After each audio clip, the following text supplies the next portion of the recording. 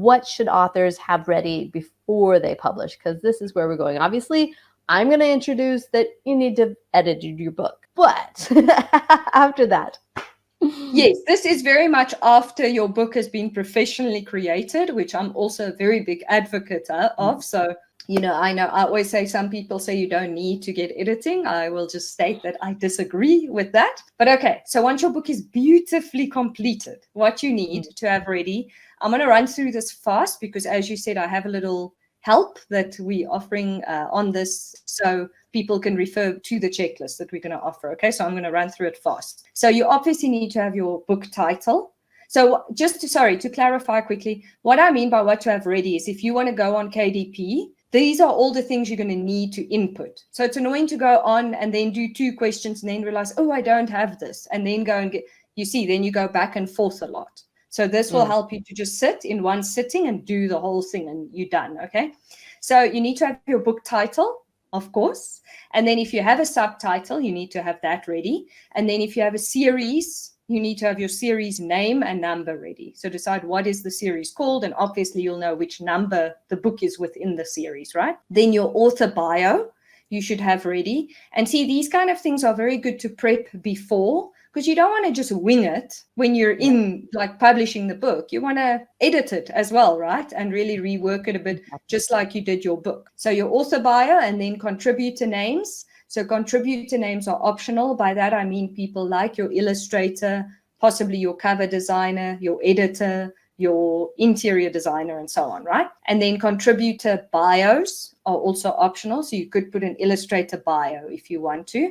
I don't think people normally put editor bios and those kind of things. I think illustrator bio is the most normal. And then a book description.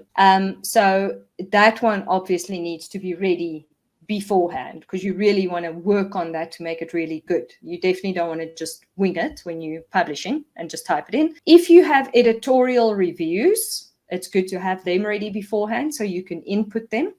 That's a very good promotional tool for people to, it's like social proof. It makes people go, oh, wow, I should get the book because someone said this and this about it, right? And then your keywords you should have ready. Your categories you should have ready beforehand. You can, when you publish, you can look in the categories and choose some, but I highly recommend researching it beforehand because it's important. You should obviously have your book files ready, which is a separate interior and cover. For your print files, those are PDFs normally. It can vary, but usually PDFs. And your ebook files, if you're going to publish the ebook, again, a separate cover and interior, which is normally a JPEG for the cover and an EPUB for the interior. And then your international standard book numbers. So a very quick word on that. You can obviously get a free ISBN now with Amazon, or KDP, I should say. You can get a free ISBN with Ingram Spark. I don't recommend that, because then the book isn't, it kind of has, to simply explain it, it has their name on it, kind of in the system, where if you get your own ISBN, you can put your name as the publisher or as the imprint. Okay, so I recommend buying your own ISBNs. And you need one for the paperback, you need one for the hardcover, and ideally one for the ebook. So you'll kind of need 3 if you're doing 3 formats. And then have your book price ready. Again, it's better to research it beforehand and kind of just figure it out when you're publishing. And then your imprint. So that's kind of what I was speaking about with the ISBN. So your imprint is kind of like a trade or a brand name. It's kind of like the publisher name, but it isn't. It's almost like a subdivision of a publisher. So this is not a legal entity or doesn't have a legal standing. So you can just make one. Do check that you're not choosing some trademarked name, but you can choose an imprint. There are benefits to registering your own publishing company, but you don't have to. You can start by just saying, I am Cutie Pie Press, and there you go, and you just put that on your book. As I said, just check that it's not trademarked or something. So anyway, those are all the things you need to have ready, which then means you can start, put everything in, and press publish without having to go back and forth 20 times. Exactly.